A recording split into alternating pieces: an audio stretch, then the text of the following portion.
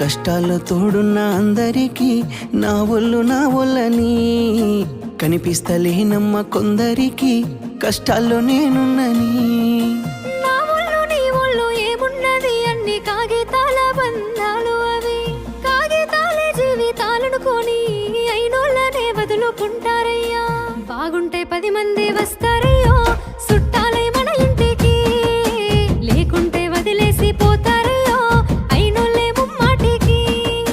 చూస్తున్న చుట్టంత కళ్ళతోని జరిగేది నాటకమే, నా ఒళ్ళు మా ఒళ్ళు అనిపించేది చేత చెల్లేటి కాగితమే.